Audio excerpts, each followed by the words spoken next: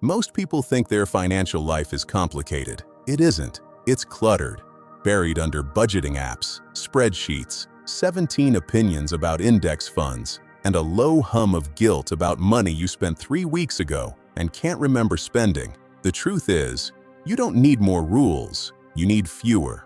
7 to be exact.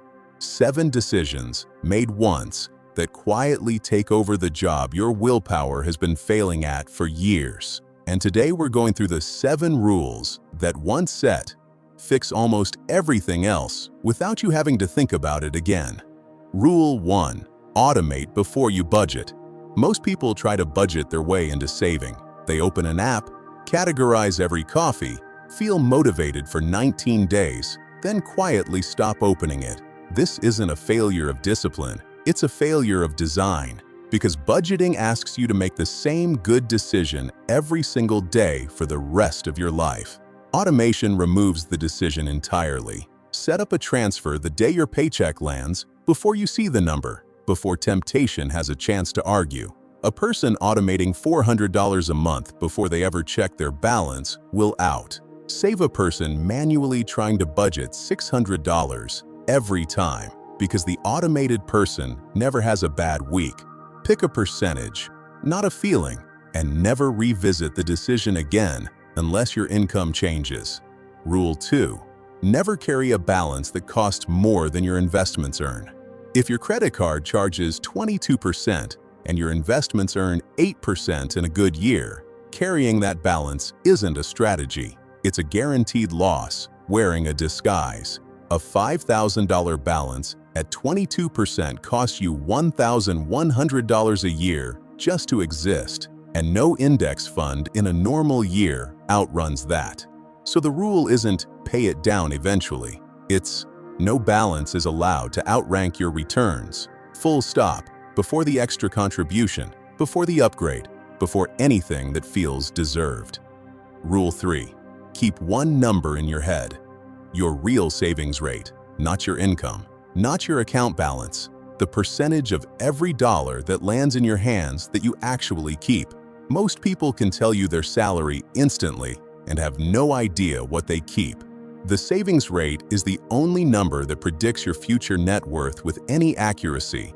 And once you know it, every other financial decision gets measured against one question.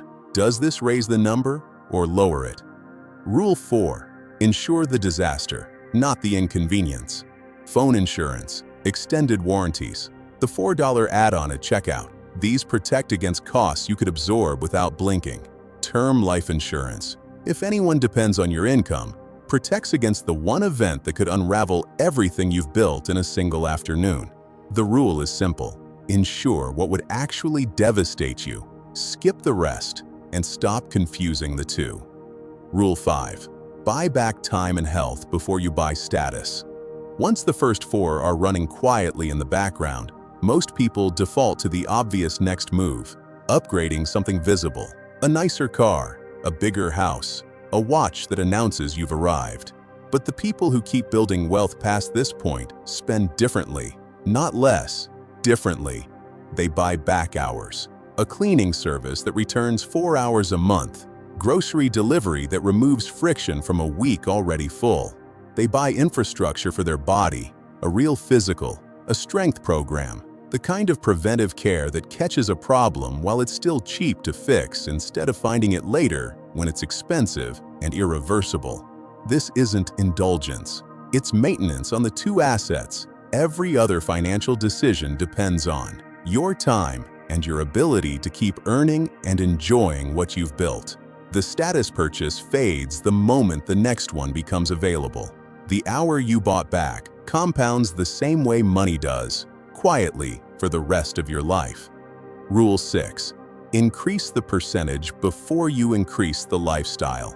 Every raise, every bonus, every bump in income creates a fork in the road that most people never notice they're standing at.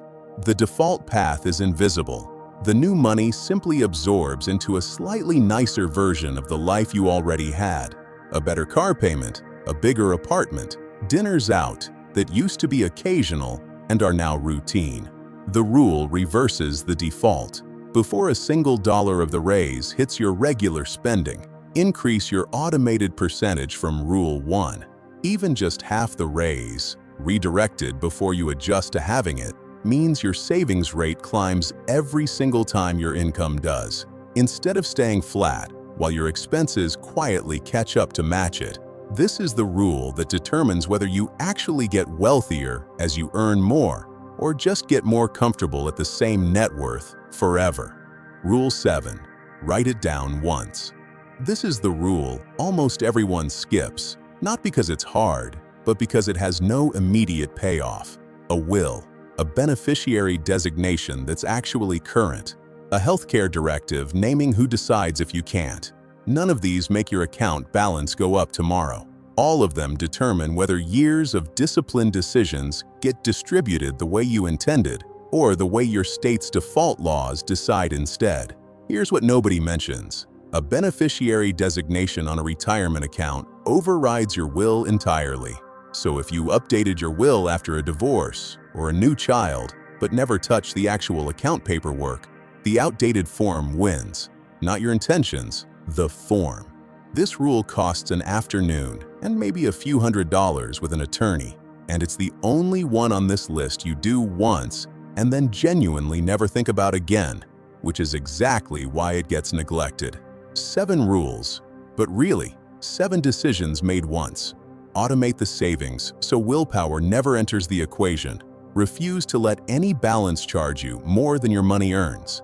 Know your real savings rate. Ensure the disaster, not the inconvenience.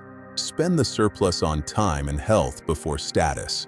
Raise the percentage before you raise the lifestyle. Write down what happens to it all before you need to. None of these require daily attention. That's the entire point. The financial life that feels unmanageable right now isn't missing more effort. It's missing fewer, better decisions made one time each. Set these 7 in motion, and the rest of your financial life stops being something you manage every day and starts being something that simply runs, quietly, correctly, in the background, while you go live the rest of your life. So here's the real question. Which one of these 7 have you actually never set up? Drop it in the comments. I'm curious how many people are missing the same one. If this gave you something useful, subscribe. A new video drops every week.